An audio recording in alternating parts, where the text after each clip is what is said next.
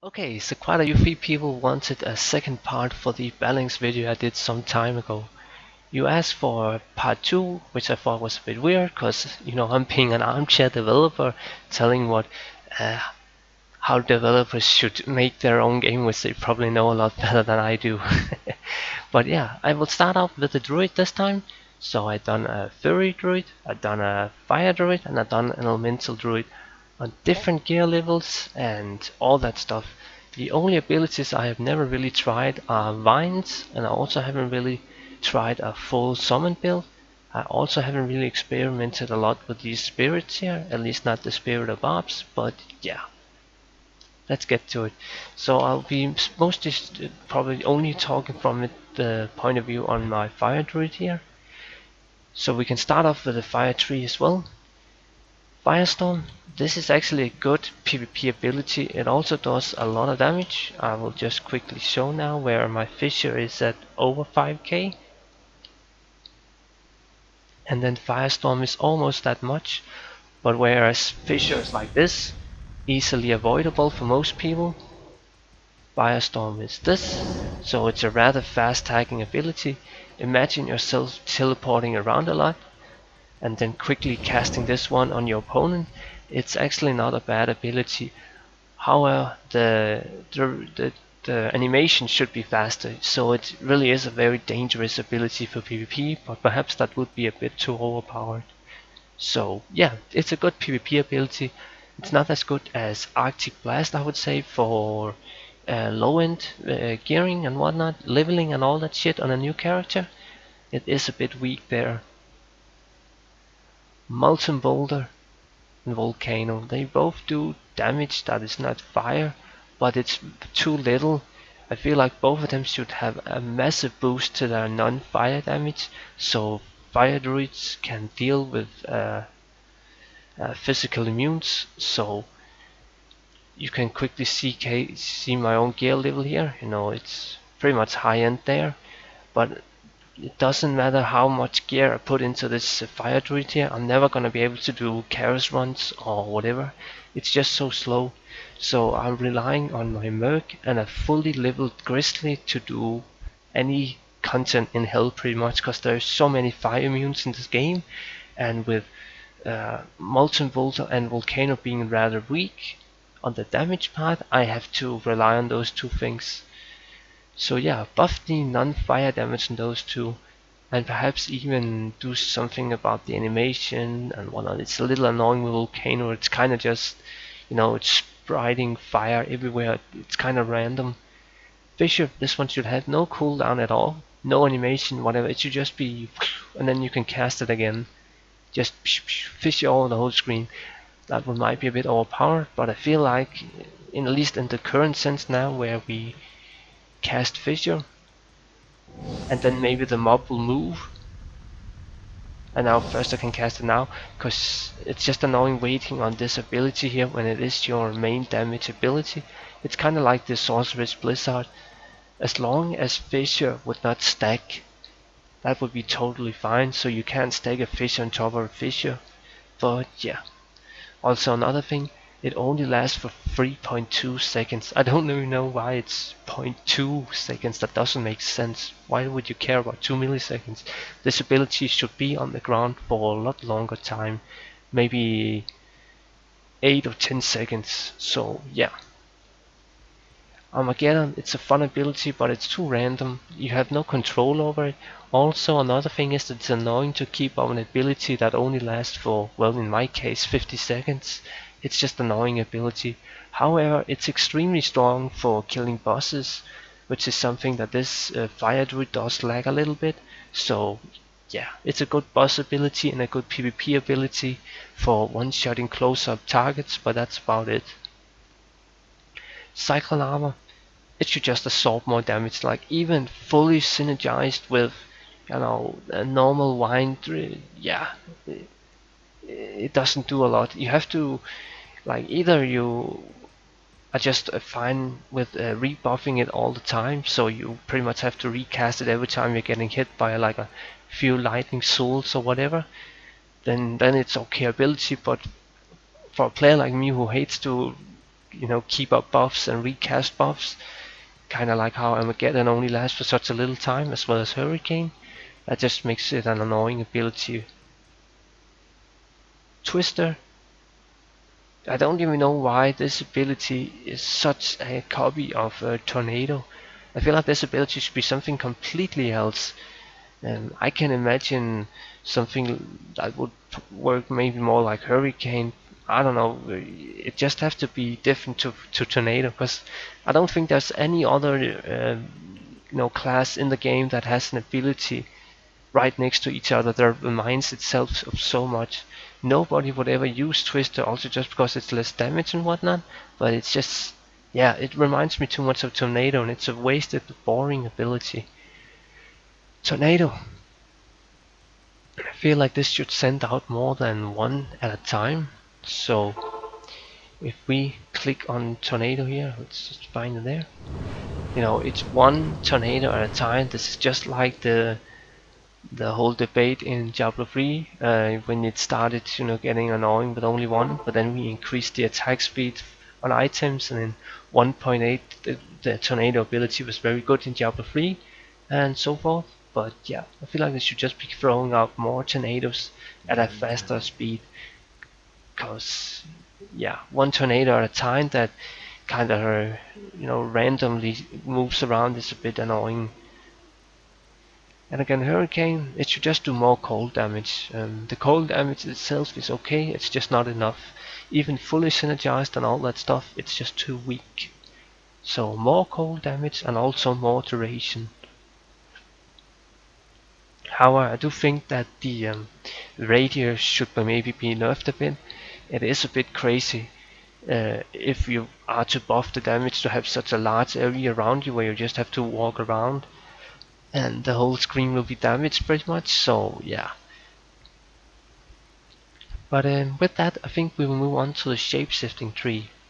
I will start off now with actually I think I can just quickly log into the field Druid here, because I'm gonna be talking mostly about field stuff anyways now. So I will start off now with Werewolf and Lycanthrope. The Werewolf ability is such a weird one. The only thing it does is increase attack rating, which is good enough if you're aiming for attack rating during leveling, which is the most important part. Without attack rating you're not going to be able to hit anything, so it's very important attack rating for leveling. But then it also has this weird thing with attack speed, and I don't understand. It's kind of like a leftover from the old days where Blizzard didn't really, I don't know, think so much ahead of the future or whatever, how items would affect the game or whatever. The attack speed part, only up to like 5 points matters. So after 5 points in Werewolf, you could actually just stop putting points into it if you didn't need the attack rating. Now, Lycanthrope, this one just increases the duration, which is very important, and then the life it by itself. So it's a good synergy to Werewolf. So there's nothing really wrong with that one. So yeah, it's just very weird with Werewolf being your main form. You think you should probably max this one, but actually if you're leveling, you should probably just max Lycanthrope first and then consider putting points into Werewolf at some point. Feral Rage, nothing wrong with this one, totally fine. It kind of reminds me a little too much of Frenzy of Orion, but besides that, it's totally fine. Very fun ability, and it's a clear circle around your body when you use it and all that stuff. Now, Rabies, this one should be buffed. Poison damage by itself is nerfed as hell in hell difficulty. The resistance and everything just nerfs poison damage too much. I had done Fairy Druid with Bramble, Death's Web, all that stupid stuff. You can find the videos on my channel if you're into Rabies yourself. Rabies is just crap. It's crap, and on more crap. It's never gonna do any damage that's worth it to make you want to use this one. The only time Rabies would maybe be any good would be on cows, where the density of melee mobs that can spread to each other is big enough. But besides cow runs, I don't think there's any other place in the game that I would want to use Rabies with. Now Fury, just like Fury Rage, totally fine ability. It's kind of spammy. It's kind of like the seal skill for Paladin. You spam your yeah, you don't have to spam it because you can just hold it down. Like yeah, you can hold down your right click or left click, whatever button you. But still, it's a bit of a boring thing, just only using Fury all the time, I suppose, and then keeping up Fury Rage. But yeah, it is a simplistic rotation, definitely. Now, I mentioned I haven't really talked about doing bears before, haven't really done it before, so I'm not gonna talk about this part here. I do believe that bears should maybe even, these werewolf form here should be able to cast spells. So you should be able to cast, all your spells within this one. Say you can't teleport in your form. I think that should be changed because it's such an annoying thing not being able to teleport within your form. So in my case, the switch here is a bit nerfed. I mean, I have to be outside my form to teleport. So yeah, it's really not good for that rapid gameplay. It's only good for, say, teleporting to Bale where you want to be teleporting all the time, not just once in a while. So yeah, please make us able to cast at least teleport or other spells, caster spells in the forms. Oh yeah, and Shockwave is completely insane for stunning and whatnot. It's totally fine. It has to be some sort of gimmick, but damn, Shockwave is very good in PvM for stunning, which I guess is kind of useful for twink on leveling and maybe even end game 8-player games where for some reason you need crowd control, because this is probably the only tank class in the game that has crowd control besides Paladin's Frost Hour or whatever it's called. Yeah. Okay, so let's move on to the summoning tree. Vines, vines, and vines. Who cares? They're all crap. Um, I don't even. I think they might pull aggro and have a little bit of health, so they can be sort of tanky. It's kind of like the Amazon's decoy.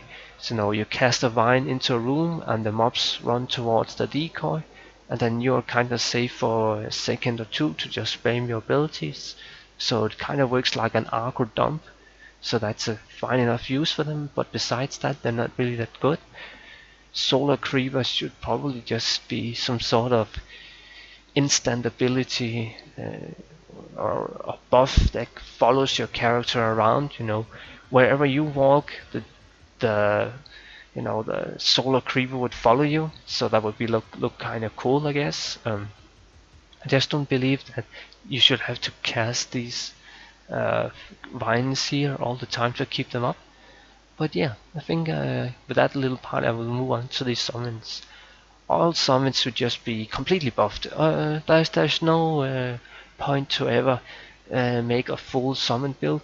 There are videos on YouTube where people attempt this with very good gear, full inventory, kind of like my own builds and guides, and all those guides just comes to the same conclusion as I do. The summons does no damage, they are crap. For this to be a real true summon build, we should also be able to summon all the summons at the same time.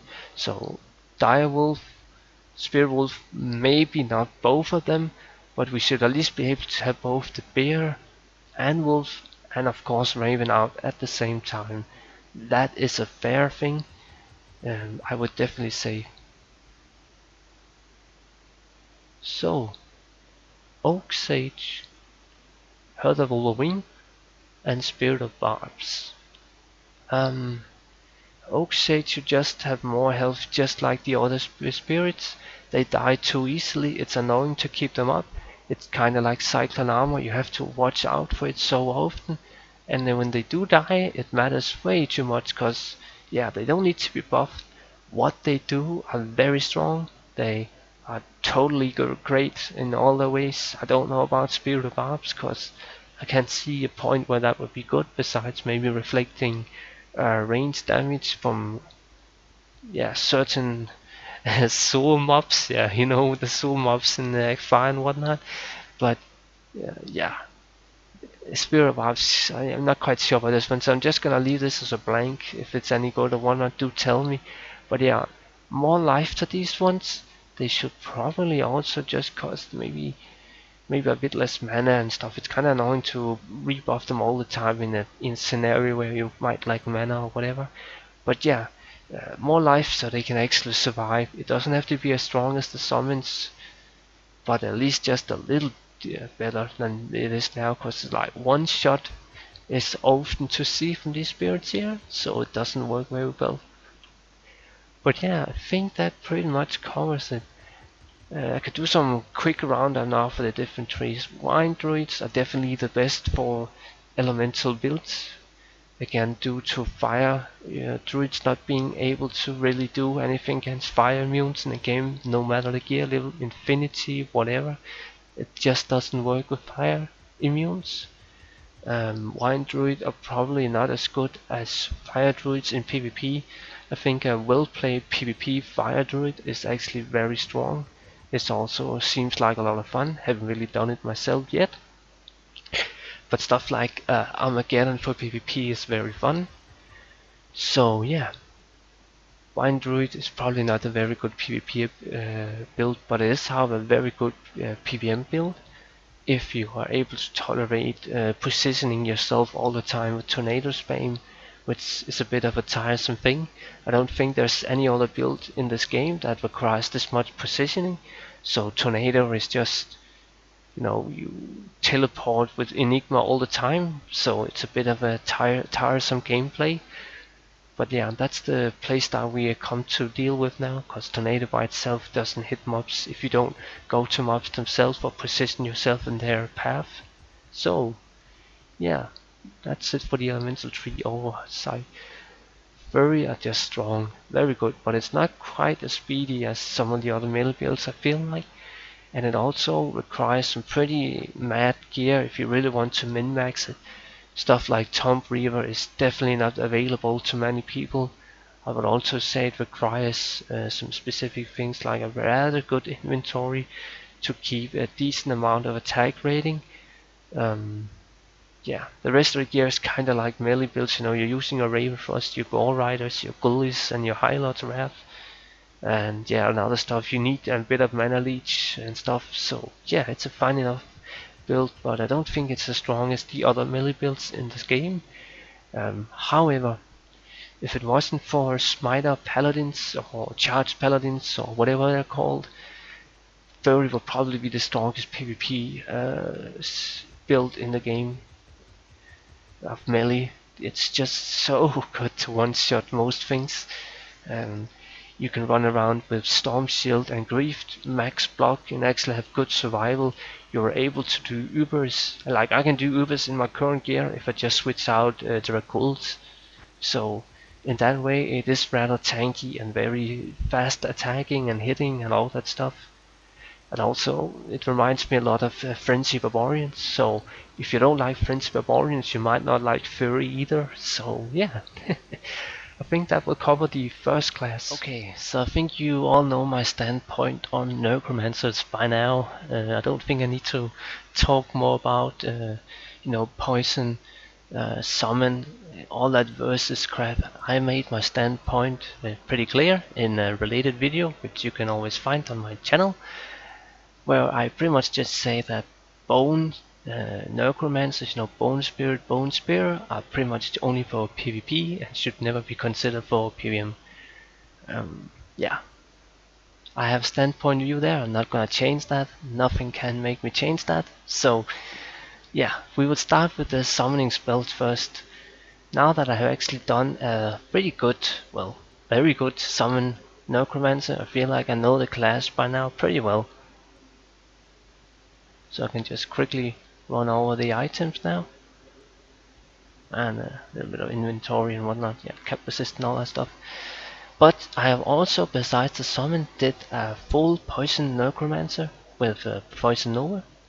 So that is also stuff like this, and a Death's Web. And I even experimented with Pride and Obedience on a Merc, and other minor variations. So yeah, I've pretty much done all the in-game gear setups that I can do for summon and poison. But yeah, we will start off with the summoning tree then. By the way, just one thing, it's kind of weird that Necromancers only do have, 3 ways they can build their character. It's kind of limited.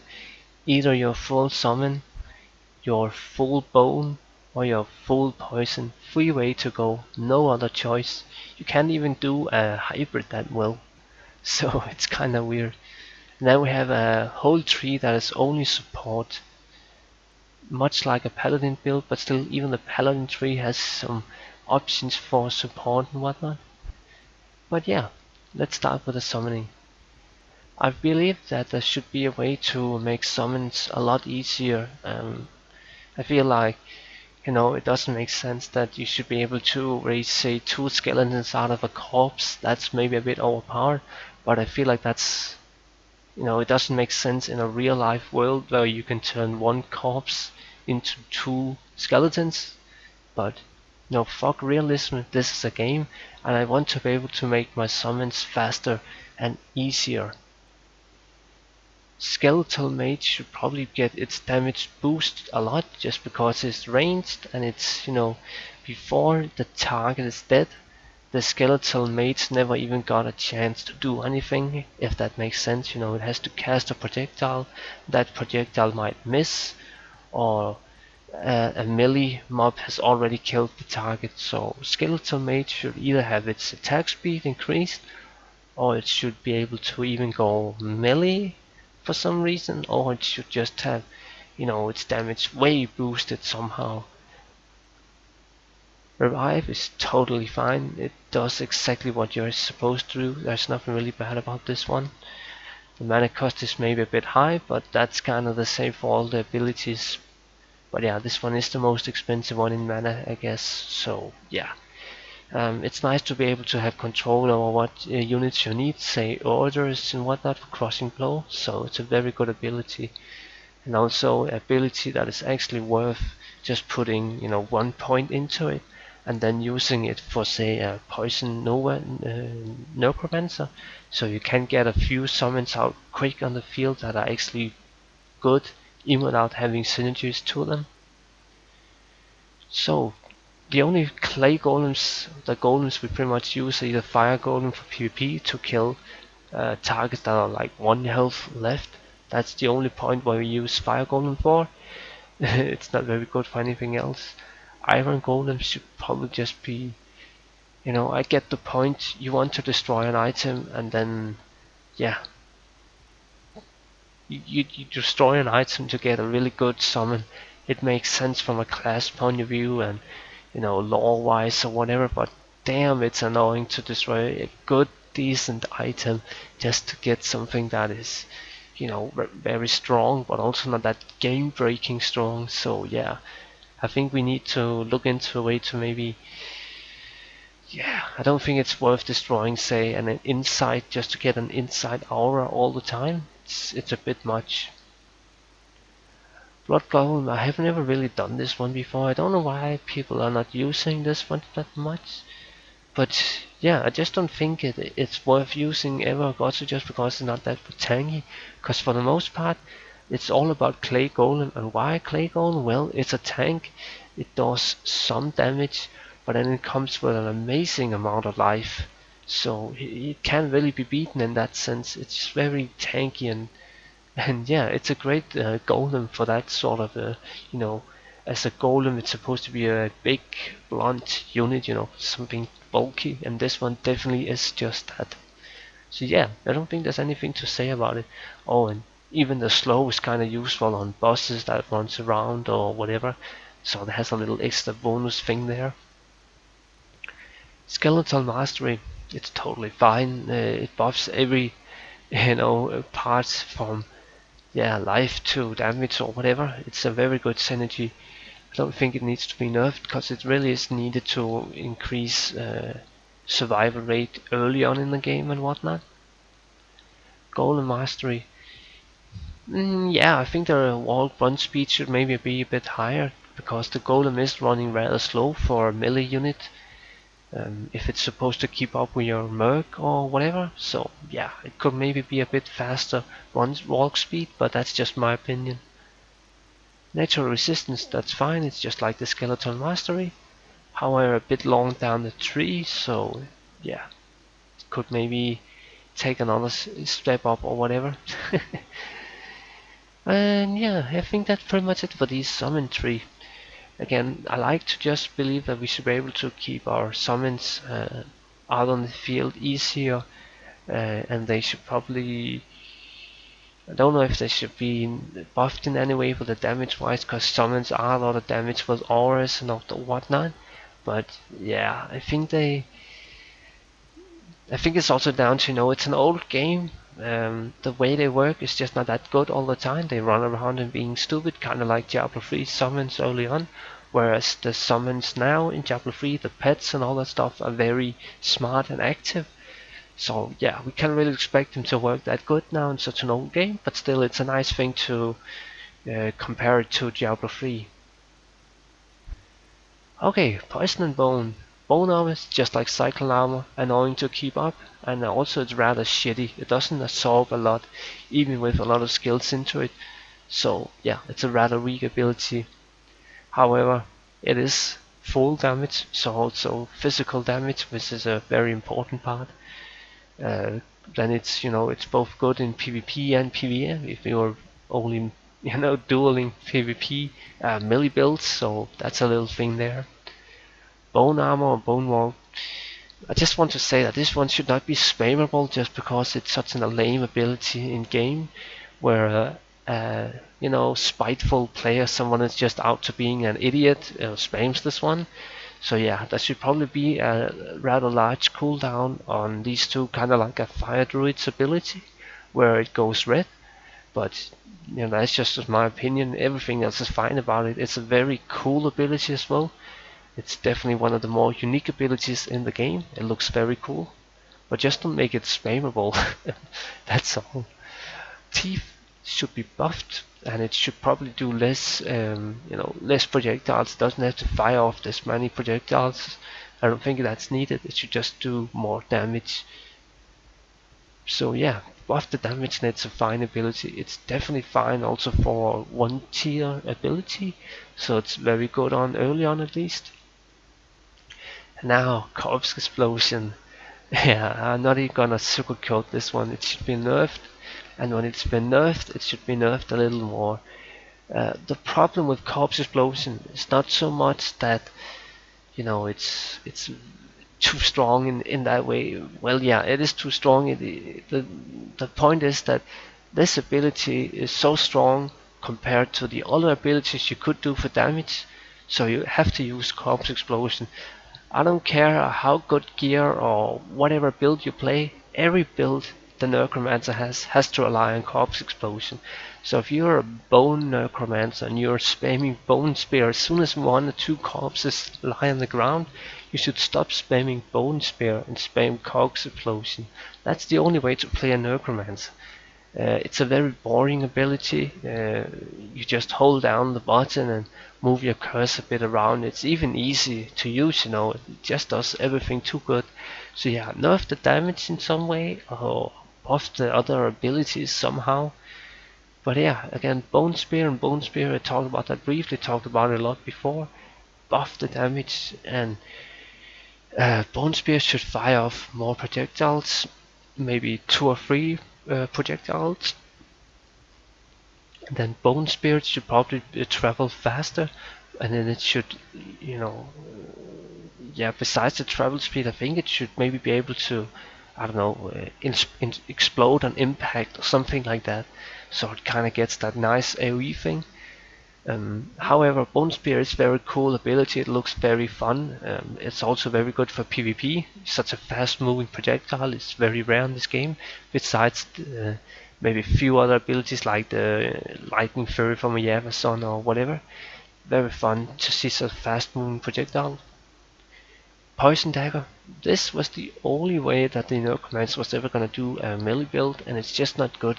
Anyways, it does a lot of damage, but again, it's poison damage. I feel like this one should also have some sort of either elemental damage or physical damage on top of it. So besides doing the other things, it should also just have some sort of extra bonus or something. Because right now, melee Necromancer and Poison Dagger Necromancers are not really used ever. It's just not worth it. Poison Explosion and Poison Nova, their damage should just be buffed. They shouldn't be buffed as much as maybe the Bone Tree, but they should at least be buffed a lot. There should also be a buff to somehow make Poison Necromancer able to do bosses faster. Right now, even Bone Spear, Bone Necromancer kill bosses faster than Poison Necromancers, so Poison Nova should perhaps do its damage over a shorter amount of time or something like that. There should just be a way to kill bosses a lot faster as a Poison Necromancer.